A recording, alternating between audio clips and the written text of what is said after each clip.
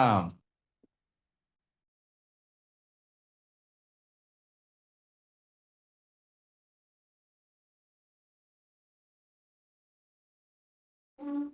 喂喂喂，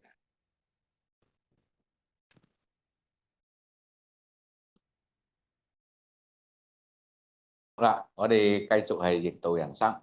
咁啊，上一次咧就係喺呢個未來預知術咧，我就將3篇文章咧擺咗落去，就係令到我哋喺學習占算嘅時候咧，係有一啲常識要知道嘅啊。咁上一次咧就三不問：不動不問，不異不問，不勝不問。咁今日咧就再喺第二篇文章咧，就係講人謀神謀。喺孔子當日咧，佢係叫做人謀鬼謀嘅。咁不過而家我哋學到咧，即係就將呢個鬼字咧變咗做神啊。人謀神謀啊。原文咧，孔子係人謀鬼謀。佢話古人作易，有話嘛？係喎。你哋咧，你哋唔使睇啊。咁我喺書櫃咧，喺呢邊啦，成沓喺度點解冇？唔喺呢邊就喺對面，係喺書櫃噶啦。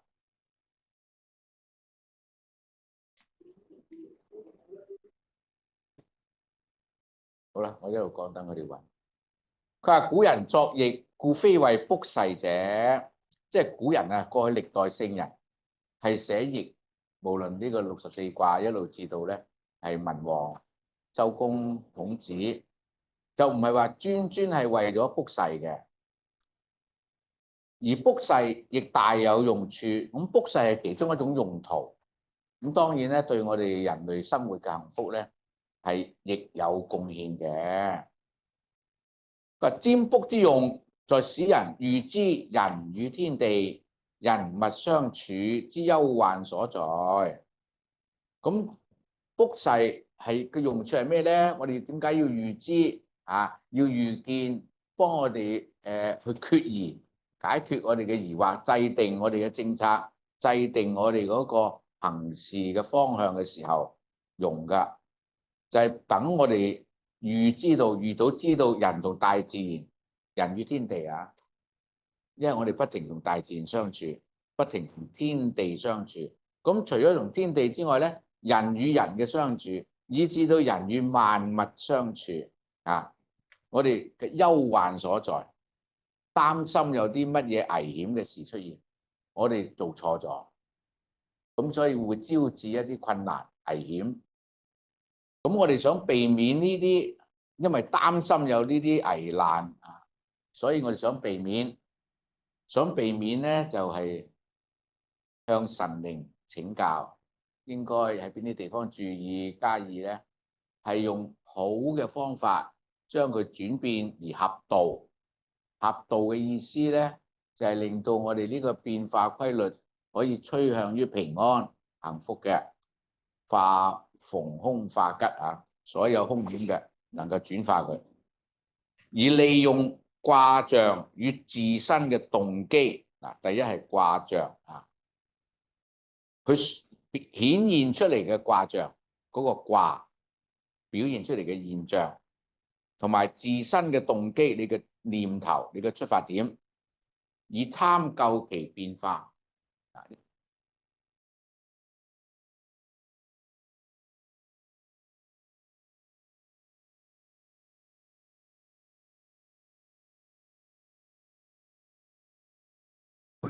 喂喂，一定要咧參考到自己嘅心念、動機、出發點，我哋嘅言行，然之後咧同喺卜誓裏邊得到嘅卦象嚟到去參考，然後了解個變化。即所以處之以德，必須要我哋每一個人主事嘅人以及參與成分嘅人係要以天德相處，自然顯著於卦象之中，咁然之後會顯露出嚟啊。個凡人若能使己心無思無慮，令到自己清淨一片，無思無慮，呢個係易經孔子講嘅。亦無思也，無為也，直言不動，確然而虛。虛者無也，冇一切嘅煩惱、貪嗔癡妄想，使心退藏於物，將一切嘅意念心思洗去咗、隔除咗，所以退藏於物，隱退我哋嘅一切嘅思維煩惱。公然無所偏倚，大公無私嘅不偏不倚，至誠專一，而且專心，好專心真誠為呢件事咧去禱告。得人之本心，我哋本來仁愛嘅心咧，與自然直言不動我哋內心嗰種嘅自然上天賦予俾我哋嘅本能，一念不生嘅時候，直言不動，上與實接，咁我哋就感而遂通，即係我哋要令到靜可以接收到外面嘅感應，所以喺祈禱嘅時候，必須要一心清靜下與思歸相通，上與神靈相接就唔係單單係氣動，其實一定牽涉到神靈，係問神嘅。除咗同人相處問人，其次就係問神。咁喺邊度顯露出嚟啊？思歸、思草同埋歸學，而能知來察往，將過去未來咧都能夠顯露出嚟。與聖人無小殊異，與有智慧嘅聖人冇分別。此則古聖人教人及孔子繫辭之本心也。咁古聖人點解會畫卦，以至到演繹咧，以至孔夫子都係就係希望我哋了解運用自己嘅天德嚟到去逢凶化吉，了解天道嘅自然，佢嘅變化規律令到我哋識得處理。佢話人生世事無窮，變化無常，變動嘅結果不外生死禍福，因為人生多變，會變嘅，唔會死咕咕嘅。咁但係變嚟變去咧，都係離唔開生死禍福吉凶嘅啫。為咗預先預見未來可以創造健康長壽、幸福快樂嘅人生咧，達至大吉大利，我哋必須培養智慧與道德。智慧係觀察判斷道德係你嘅發揮，你嘅念，你嘅心呢個喺佛門咧叫智與慧。慧就係你嘅德性嘅發揮了解天地人物嘅性情特質，其中就係人嘅天德就係人嘅特性，萬物嘅特性。所以講水有咩性潤下，火嘅性咧炎上木嘅性咧曲直。咁佢將呢個萬物嘅情狀話俾我哋聽，希望我哋了解嘅時候，當我哋喺互相接觸嘅時候，懂得我哋向一個有利嘅方向咧去發展。佢話認識萬事萬物嘅變化過程嘅規律，究竟走向生抑或走向死，走向凶抑或走向吉，作適當嘅調配，達至彼此一體、和諧有序、長治久安嘅常道。佢話善於觀察自身嘅處境，善於觀察呢個智慧你要心水清，要好客觀唔好先入為主。咁在外而環境，你觀察環境；內係有心境審時度勢，時間嘅變化、形勢嘅變化都要深切咁樣考慮到。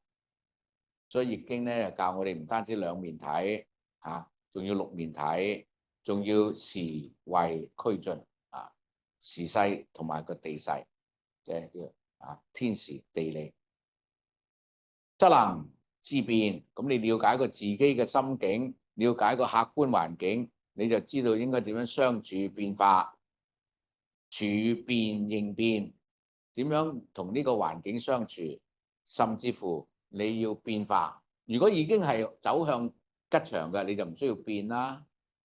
如果明知係走向兇險嘅，咁你就要變啦啊！所以你要處變，處則不變啊！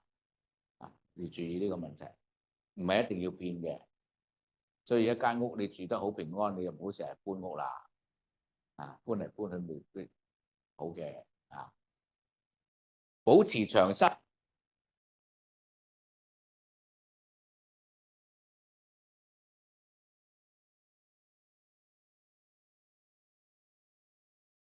一二三四，係一二三四，得。善知存亡，即係話究竟邊個係生存之道，邊個係死亡之道咧？要明白，因為你從規律嘅變化，你就預知未來。所以有經驗嘅人都一樣㗎，唔一定話係要去占卜㗎。你對人生有經驗，對社會有經驗，你根本就見得多嗰種變化規律就一定係咁㗎啦，係咪？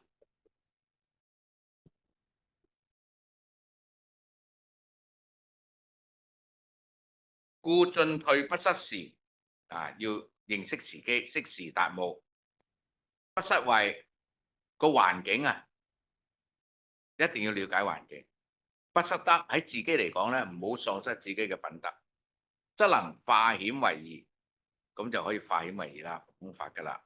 改危為安，趨吉避凶，小則保身保家，大則全性合天，保存自己嘅天性，能夠與天地合一啊！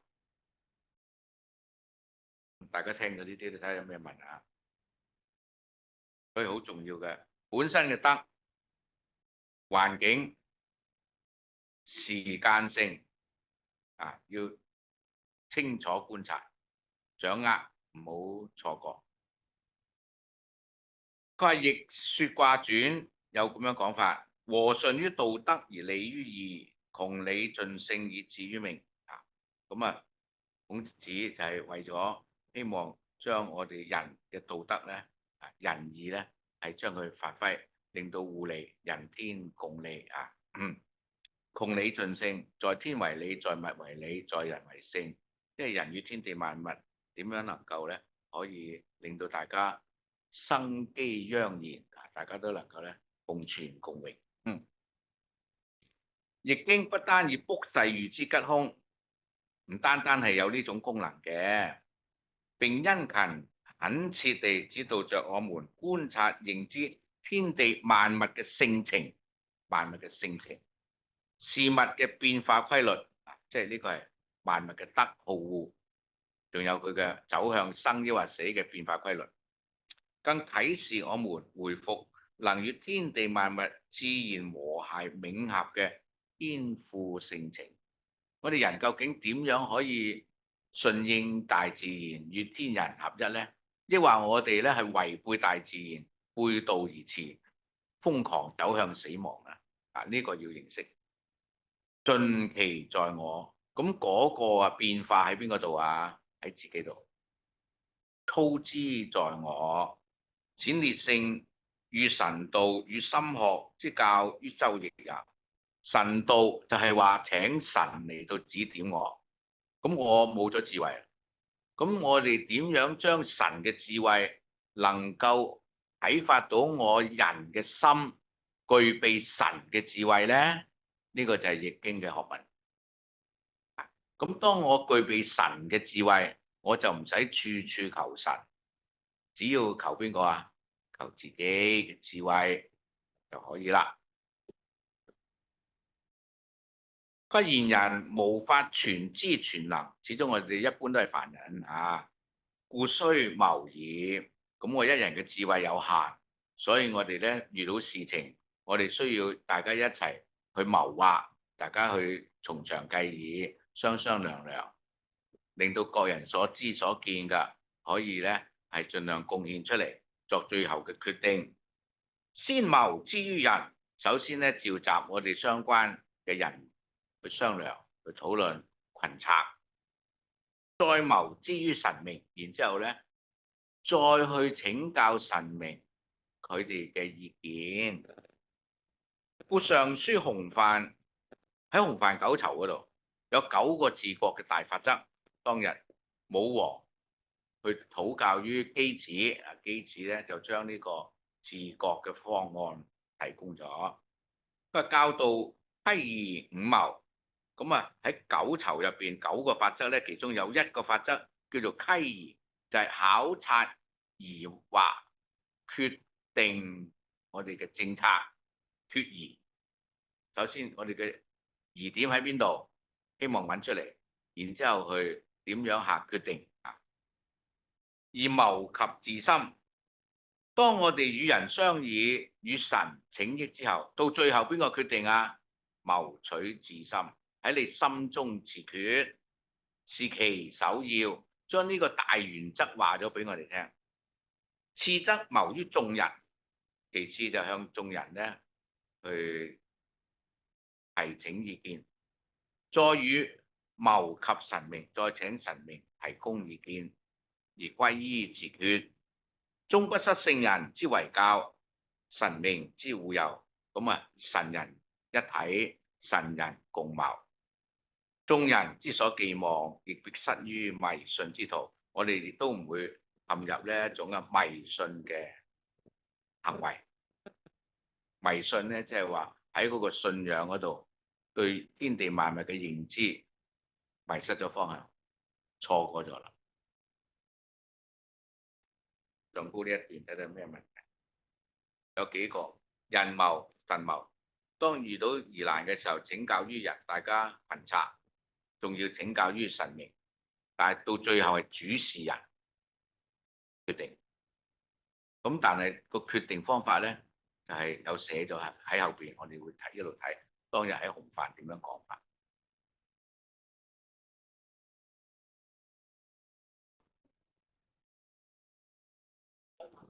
好多次喎。嗱，喺《道德經》好，或者呢度都長生，即係你壽命延長咯，長壽啦嘛。人咧最容易衰老嘅就係對眼睛，唔係要用多啲，但係你點樣能夠保存你嘅精氣神，保存你嘅眼睛有生之年都係精精靈靈嘅咧？嗱，呢個係健康之道啊嘛。你而家啲細路仔幾歲就戴眼鏡啦？你咪笨啦。咁啊，呢個係好深究嘅健康之道啦。第一，你嘅生活習慣啦。而家我哋啲細路仔點解咁快要戴眼鏡啊？都唔識得保護自己嘅眼睛，咪咯？你運用錯誤咯，你傷緊身嘅嘢你都唔知，係咪？你喺七傷，《黃帝內經》有冇七傷啊？5傷，久坐就傷，久站就傷。咁你久視，咁你係咪應該要適當嘅護理咧？明白生理啦，啊，要守戒啦，有傷身嘅你要注意啦。咁然之後有病喎，你點樣將佢恢復啊？已經唔健康啦，點恢復啊？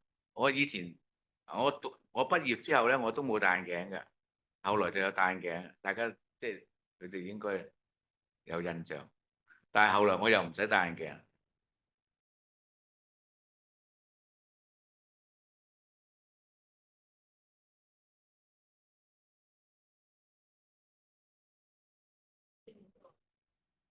靜坐梗係好重要啦，即係你嘅血氣嘅流行啊。咁當時咧，我哋其中一樣就食咗一啲嘢，而家咧就好普及嘅。唔係，我都好少食杞子，所有中醫開藥都唔開杞子咁食嘅。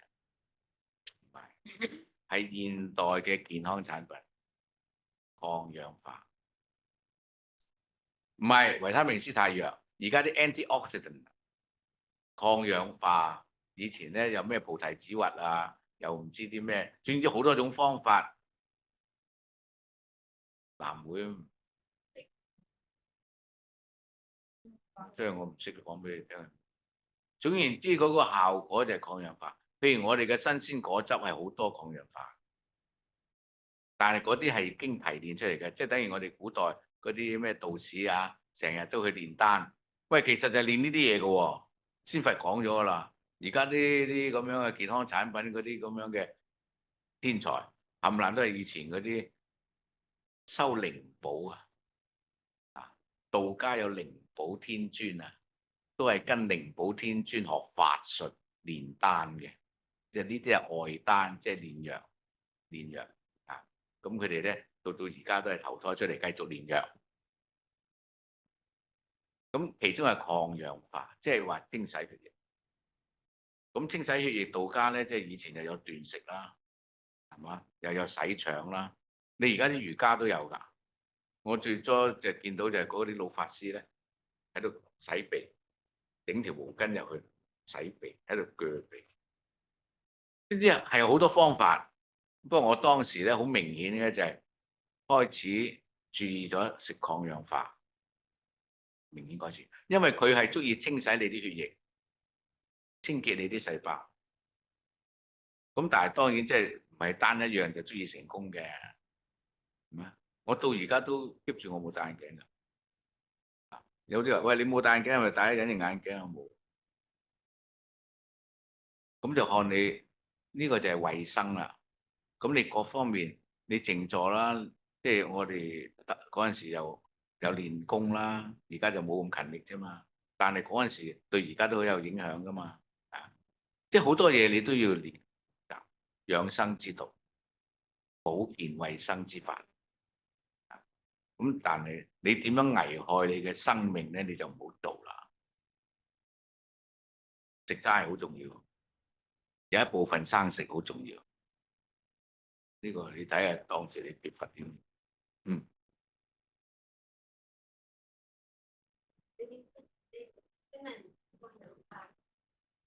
咁咪係咪食多啲生果蔬嗰啲？食就唔夠多啊！我哋榨汁啊，榨汁好緊要啊！以前叫你喺《黃帝內經》係漿啊嘛，以酒為漿，咩意思啊？汁啊嘛，照咗啲汁啲嘢揸好噶嘛。以前冇榨汁機啊，咁用咩榨？瑕疵咯。哦。而家啲人糊塗啊，飲酒啊，哦。當好似飲果汁咁飲法啊。你睇代《黃帝內經》唔識睇。而家啲凡人啊，所以咧幾十歲就已經衰敗啦個身體。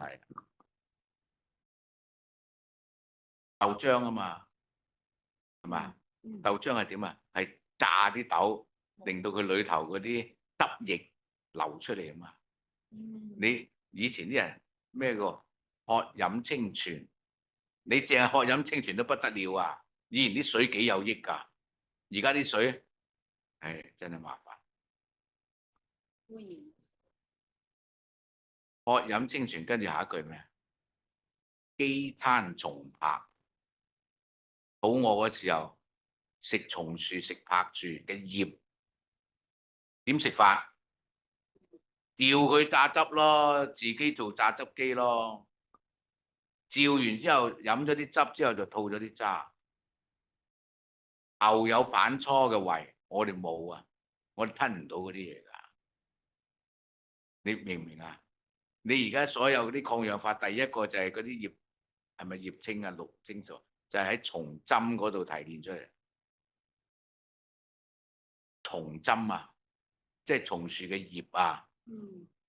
慢慢而家有咩提子核啊，慢慢而家有咩嘢咩巴西咩果啊咁，acai berry 啊，咁你比起上嚟咧，南美都有，不過就冇嗰啲咁犀利咁多。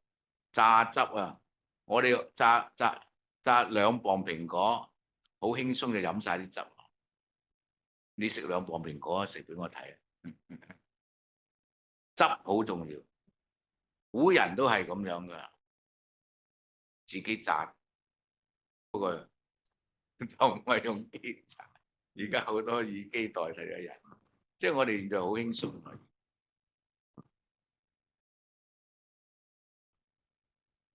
而家啲酵素，所以呢個譯名都有問題嘅酵母菌，生嘢就有酵素，酵素可以就係分解，將啲營養分解。我哋煮熟咗啲嘢，尤其是現在蛋白質過多，我哋其實需要5至7% 嘅蛋白質。而家啲咁樣嘅商人咧，吹去到要30% 嘅蛋白質。蛋白質過多咧，我哋叫發炎，即係發燒啊。西方咧就叫慢性發炎，你啲細胞咧營養過多。即係我哋中國人咧，中醫咧傷口咧，你有傷口咧，你唔好食補品，一切補品都係蛋白質豐富、脂肪豐富嘅，要食啲清淡啲嘅蔬菜。等你啲傷口好晒，你然後先可以補得。個原因喺邊啊？發炎。咩個發炎啊？你啲電線啊污糟邋遢啊，啲電過唔到就發熱，發熱就係發炎，明唔明啊？你個身體好污糟，你根本啲能量過唔到，血液過唔到，發炎。所以喺西方嚟講咧，第一個就係 cleansing 解毒排毒，清潔咗你身體先，即係話清潔咗你啲血管啊、經絡啊，再講補身。你唔去清洗你就補，你裏頭啊塞住，跟住你加大壓力開猛水喉，嘣爆咗。而家嘅病難治就係身體又污糟，但係又缺乏精氣神。你想補身又唔得，你想清潔又虛脫，就難啦。咁啊，你要兩者齊下。呢個要好高藝術，即係喺醫學上，其實就係話養生之道。你點樣認識你嘅生態？喺呢種生態之下，需要咩條件去培養？乜嘢嘅資源去栽培？然之後乜嘢要避免？而家我哋現代社會就需要識呢啲嘢。學道啦，心清氣朗第一。而家千祈唔好搞錯咗。而家我哋道學心靈唔顧啊，走去注意身體，咁啊應該性命相修，但係以何為本啊？清心寡欲為先啊！我哋而家就嗜欲太多啊嘛，又要利口福，你又好食啊、好味啊、睇落去好靚啊咁，冚唪唥呢都係錯誤嘅，你明唔明啊？如果你個心唔收，你點可以得啊？好啦，咁我哋睇下先。我哋睇翻第7點啊。第7點咧就係引用原文喺呢個洪範九籌。咁擇建立卜筮嘅人嗱，以前即係一個負責占算，一個負責歸卜啊。中間我哋啲唔講啦，嗰啲因為我哋而家冇講後邊。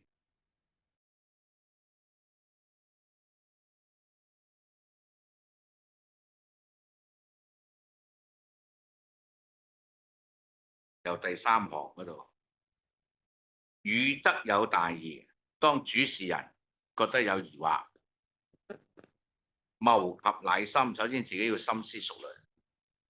謀及卿士，即係當時嘅左右大臣啊，啲卿與士，即係啲小官嚟，即係同文武百官商議。謀及庶人，要同相關嘅百姓一齊去商議。謀及卜筮，更加進一步同神明去謀劃。語則從，你贊成，即係個主事人贊成。歸從，歸係代表地下贊成。筮即係用絲草去占算，從贊成。卿士從，群臣贊成。庶民從，老百姓贊成。5方面都贊成，視之為大同。嗱，第2個解釋叫大同啊，就當然唔同孔子大同社會嗰個，大家都相同，大家意向相同。身其康強，子孫其奉吉，一定大吉大利，放心去做啊！呢個就係原則嚟嘅。好啦，第二種 case 啊，第二種可能性，魚得蟲你贊成，龜蟲龜卜贊成，絲蟲絲草同意，輕視翼群臣反對，庶民翼老百姓反對。有三樣，一個主人翁，天地神明，天地嘅神明有三方面夾埋都認為好，但係群臣同埋老百姓唔贊成啊，咁點啊？做唔做啊？吉仍然係吉利嘅，可以做，可以做，個結果會係好嘅。好啦，又另一種可能性咯，輕視蟲，群臣係贊成，龜有蟲，細有蟲，魚得翼，你主事人唔贊成，庶民翼，庶民唔贊成。嗱，你主事人贊成啊，但係仍然係點啊？吉，天地贊成，有一方嘅人士贊成，唔一定係主事人啊。而家好多時就係話我唔贊成就一切唔贊成，咁呢個唔絕對唔啱嘅。庶民從老百姓贊成，龜從細從，魚得翼，輕視翼。嗱，又有一方嘅人群贊成啊，一票，但係天地都贊成，三票贊成。天地好重要㗎嚇，你整個朝廷都反對，但係老百姓贊成，一樣可以做。魚得蟲有另一種可能性，你主持人贊成，龜蟲，但係細翼喎，天反對，個地係唔贊成，不過個天反對。嗱，天地唔一定係相同㗎嚇，要注意啊，因為天時同地利係唔同㗎。輕視翼，群臣反對，老百姓反對，作內吉，你內部事務去做咧係吉利嘅。內部事務，譬如家內事啊，唔係向外發展啊，家內嘅謀劃啊，外作空，你向外發展你就唔會吉利，睇唔睇到嘅？即係小事內部嘅可以，大事向外發展唔適宜做。龜勢共逆於人，天地當你三個人都贊成，三票人士贊成，但係天地不贊成，用靜，只可以合人事，你應該靜落嚟，低調咁樣，不能發展。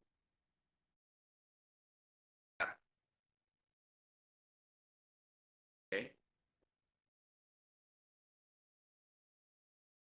不能大事鋪張去辦，少少地嘅事靜靜地做可以。如果你大事運用作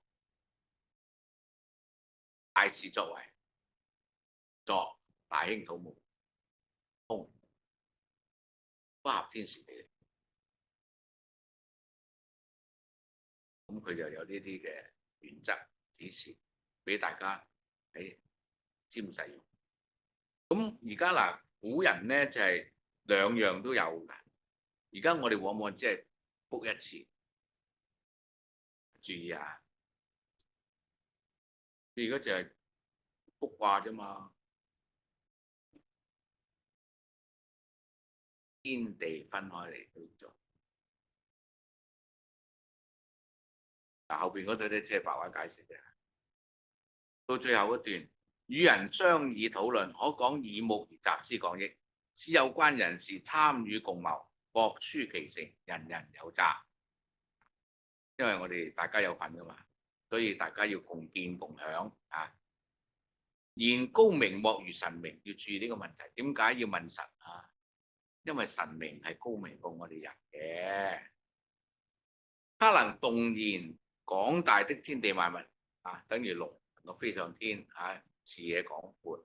又能夠咧飛潛越淵喺深海下低，人睇唔到嘅嘢、微細嘅嘢佢都睇到，以至精微之內心世界，實能保眾人之子。第一個保眾人之子。第二樣嘅啟發咧就係人神共謀啊，即係話神明亦係宇宙大家庭嘅一份子。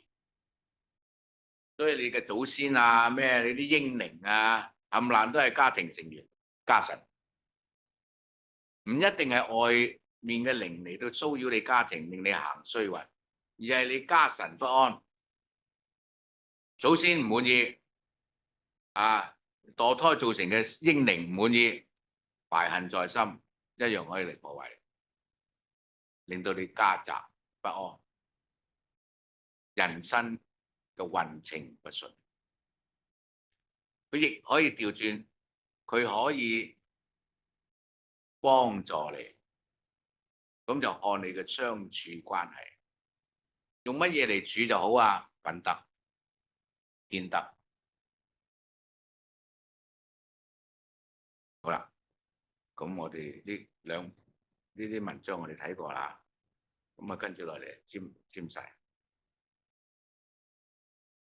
唔係，首先你每一頁知道係咩先？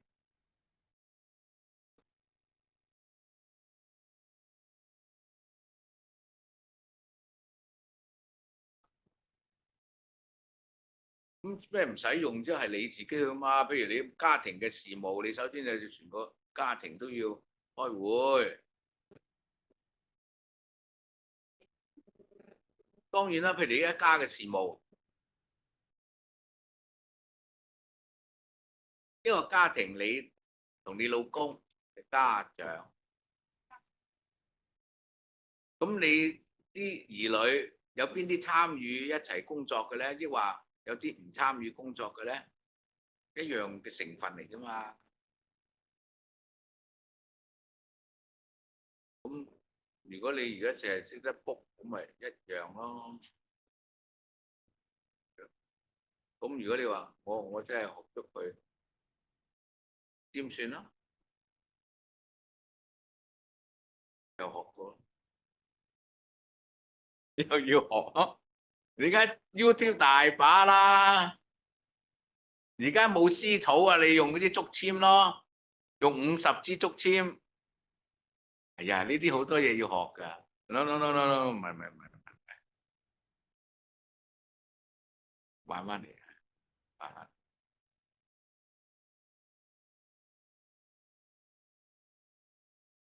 但係我哋學到咧，嗱，我哋好多都即係慢慢學啦，即係呢啲唔會一朝一夕嘅，即係你一定要知道有呢樣嘢，推開咗個門，你然之後要花時間花精神去學，一步步啦。咁而家好簡單嘅，有啲人只係問籤啦，有啲人去扶機問事啦，呢個都係卜筮，都係卜筮。但你要注意啊，你要將佢嗰個理論推廣出嚟，方法唔係得一種。呢個最重要嘅係人謀神謀，人神共謀，睇唔睇到啊？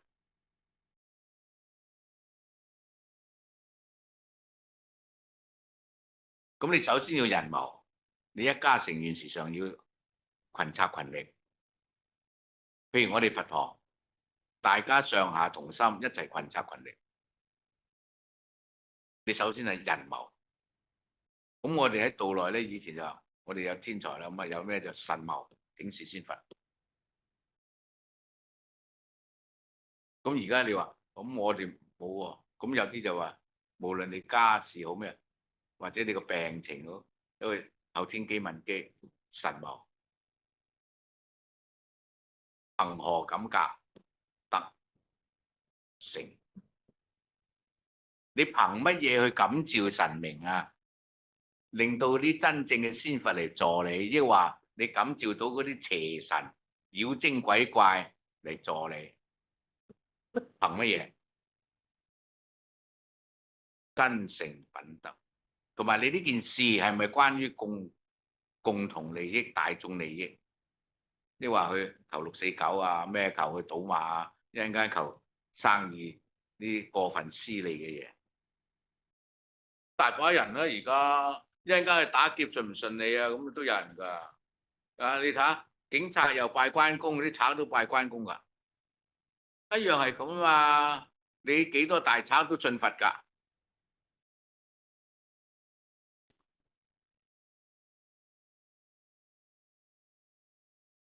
，OK？即係你要逐啲去，佢教你人謀神謀，你學佢就係首先唔係一個人決定晒一切嘅嘢，大家群策群力，大家一齊商量建計同埋集思，即係將大家所見所聞嘅嘢集合，大家共贏，然之後群力，大家一齊出嚟共同建設。咁呢個係好重要嘅。即係而家成日講獨裁就係咁啦，我個人嘅意見，我忽視你哋講乜都唔理你，咁咪叫獨裁咯。你單獨去裁決，你都唔理眾人嘅意見，眾人所知所見，明唔明啊？好，咁我哋睇一本書咧，仲有冇其他嘢問？喂，教唔到你點轉，睇一睇先啦。嗱，未來易思術嘅目次啊，首先咧，有個占法喺度，即係點樣占算嘅方法。第二咧就係有八卦，八卦各有48支，648，一個基本卦變出8個六爻卦，每一個六爻卦有6爻啊嘛，都係648支，即係節籤同埋啊 ，OK。嗱，我哋首先睇一睇個占法先，你要睇明佢點講，你睇得明咧，你就知道點做。凡占此卦，須於清晨碗洗後，洗面啷口沖涼之後，選銅錢8枚，或銅元亦可，總言之係錢幣啦嚇，即係加幣又得，人民幣又得，港幣都得㗎。取1枚，以紅紙貼之。咁我哋而家就通常都唔用紅紙㗎啦，你中意點一點紅點喺度就方便得多啦。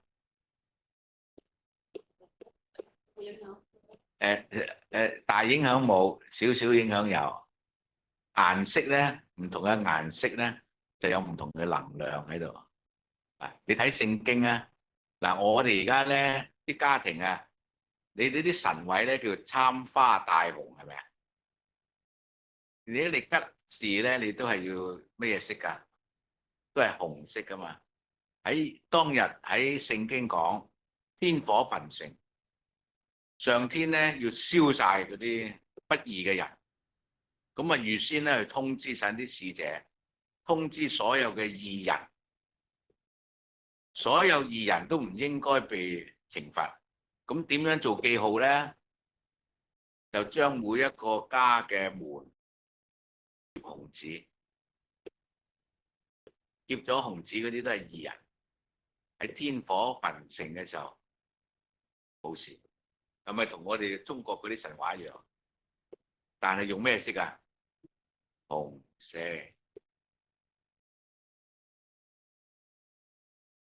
要記住啊，個顏色啊，同你嗰個氣場嗰個能量唔同啊嘛。黑色屋頂，你睇下所有寺廟啊、宮廷啊，用咩色嘅？唔係紅就係黃，金就得，明唔明啊？孫中山先生嗰個中山明，而家你台灣啦，你廣州都有啦，咩色啊？藍色，藍色都係陰沉，屬於陰嘅顏色。冇，係冇。墳墓所以你睇下古人用色，即係講風水啊，就係同呢啲氣場有關，用五行嘅氣。Okay?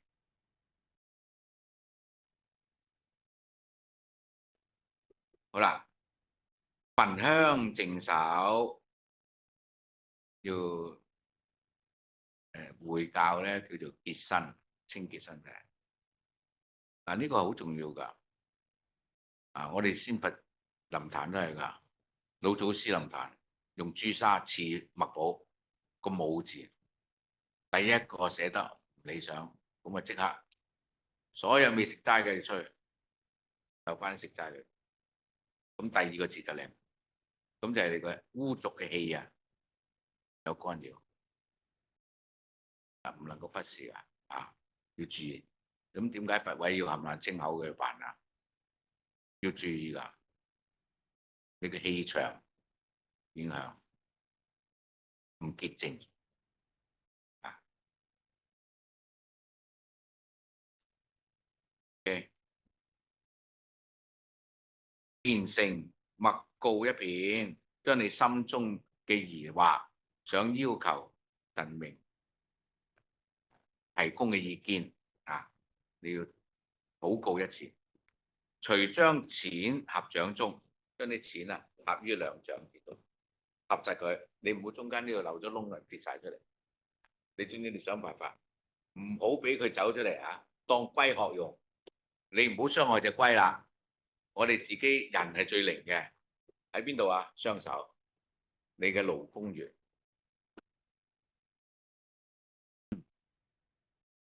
呢個叫手心啊！人有五個心，五心合一。兩手高擎，舉高佢喺頭頂，向空連搖數下啊！即係令到佢可以自然運作。咁中間就有神靈指示，即係有啊搖筆，將錢依次排八卦圖上。咁依住佢1、2、3、4嗰個次序咧排落去。咁我哋今日即係讀，下次先嚟做啦。所以你要預備8個錢啊！你睇唔睇有8個卦？1、2、3、4、5、6、7、8，係咪？啊！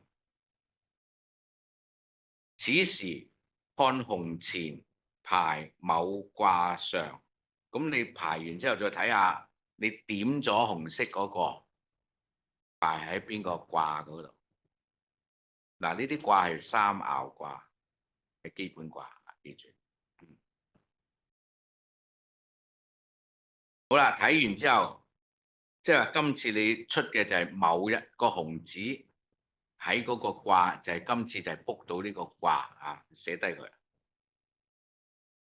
將錢混和收回，再將啲錢收翻嚟，混亂佢，連搖排列如前，又係咁樣舉高佢，搖到佢啊自由活動啊，然之後又再排出嚟，又再排一次，再看紅錢排某卦上，睇下呢一個今次個紅色呢一點嘅錢擺喺邊個卦？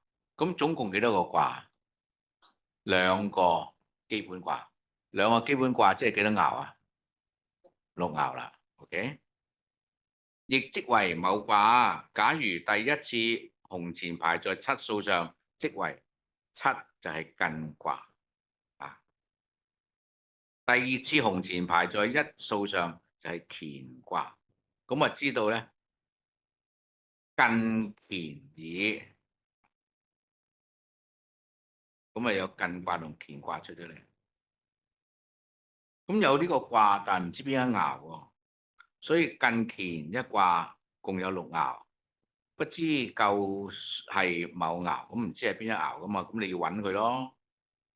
咁個方法係點啊？發將8錢去2留6，將8個錢咧拎走2個，留翻6個。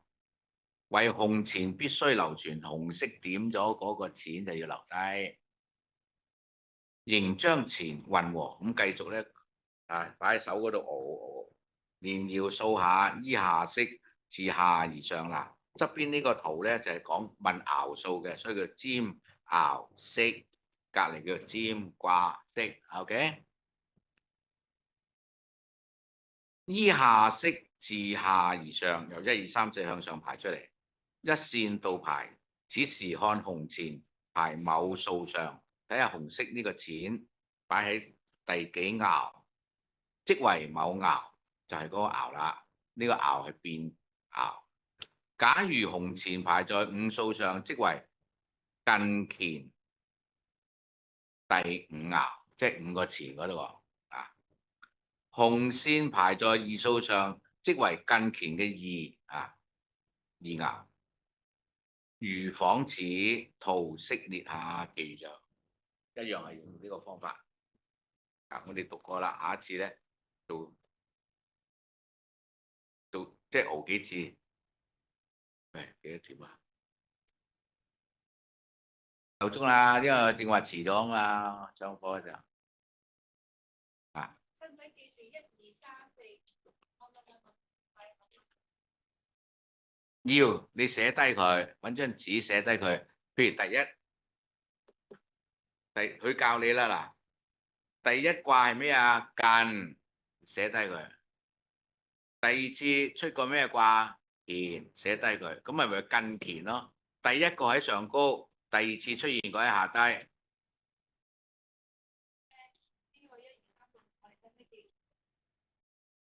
你記咩？一代表咩啊？唔係啊。呢個占爻式就係占到個卦之後，譬如近乾卦，剛才我一路讀一路解釋啦，唔係好深而係你聽得未清楚，唔怕嗱，我解釋咗之後，你翻去咧仔細睇呢段文章，佢點教你？要靜心、誠心，你真係咪真係想識先？咁你靜靜地解啦。咁你話死唔死？唔明緊要啊！嗱，我已經解咗啦，你知道大概裏頭講咩啦？再睇10篇，10篇啊，睇明佢點樣教你點做。咁你拿住個錢咧，佢一路教你點做，你一路試下點做。唔好，你翻去睇明咗個方法先。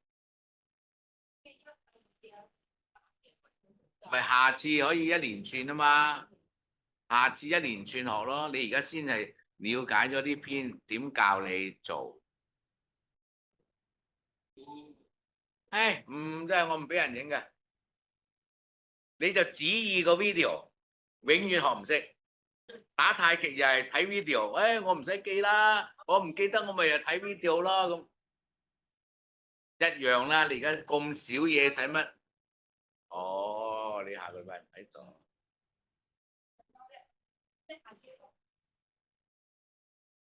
得唔得正？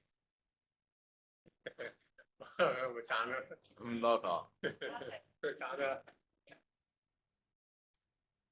嗱，8個錢，冇第一次啊，唔會走出嚟啦嚇，報完咯喎。咁你好似個龜入邊係要排順咁一路逐個錢報出嚟噶嘛？咁你而家喺個掌心嗰度咪誒排列咯，咁咪排出嚟咯。第一個1，第二個2，第三個3，第四個4，呢個咧係5係咪？你唔好走落呢度喎，睇真啲喎。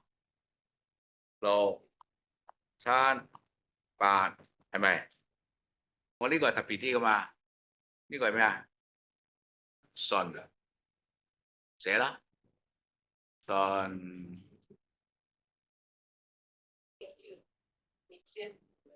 順啦。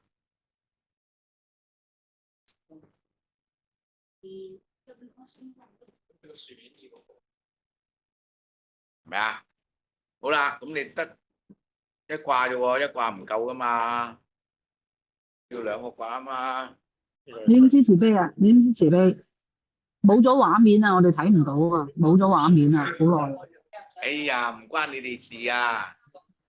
下個禮拜先真正啊，而家俾人試下睇嘅啫，冇影好啊，到。好啊，好啊。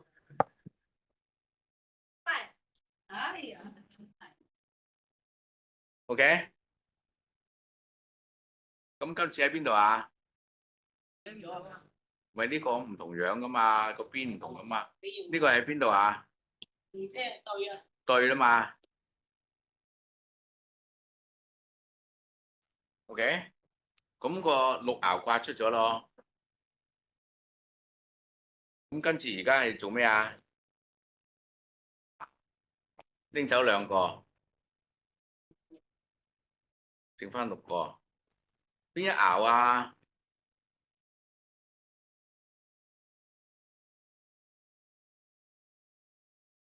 一、二、三、四、五、六。好啦，特別嗰個係第幾啊？呢個係咪？呢個係第幾啊？第四。四。OK。好啦，出咗嚟啦。咁啊，即係第四，第廿順對四，四啊。喺外面呢度四咪真啊嘛？順對咁揾啦嗱，順對52頁。你有一次啊，中節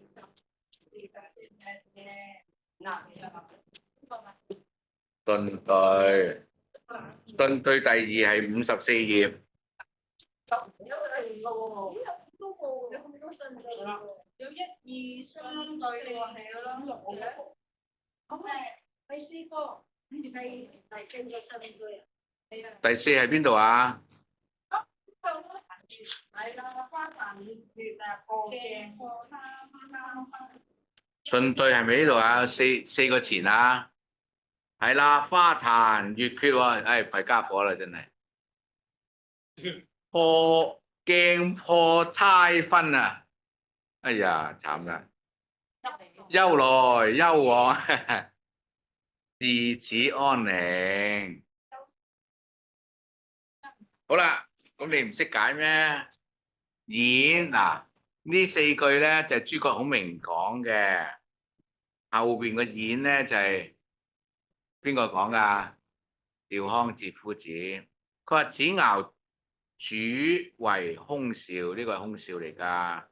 家門招禍，如果你問家宅就會禍患。夫妻離散，如果你求係咪夫妻和順呢？啊，財業失敗，事業就失敗，夫妻分離。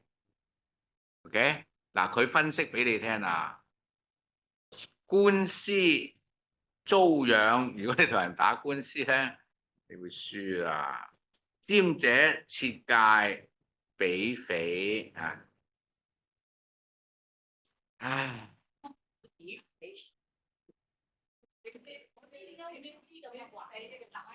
點解？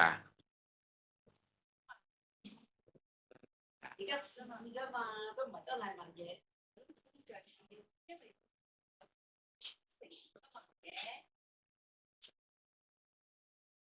而家都係試啫嘛，你而家開，你就算一路都唔可以開心，因為你而家一路講就係點樣做法啫嘛，你冇問事㗎，你係問點樣？你見到咁啊驚到真係冇鼻哥肉啦！哇，唉咁慘，匪即係你一啲缺德嘅嘢啦，一啲匪人係咪？你唔好親近啲壞人，唔好做壞事，唔好親近啲小人，或可免橫業之內啦。啊，呢個字有檢討，更加要損友要謹慎啲啦。OK，嗱，做咗一次啦，你自己好啦，咁我哋下班啦，下班。好，你可以翻開檔。好，喂，你估啊？ 1、2、3。真係真係。你哋咯，我有份啊嘛。我留意一陣，你信唔信你話你有單係係紅色嘅，你呢度一眼嘅裝啊。我都我都跟住冇係兩嘢時間話有兩次兩下，一個兩時一個一呢個你嘅負責。3層。可以一打牌，你真係好叻啦！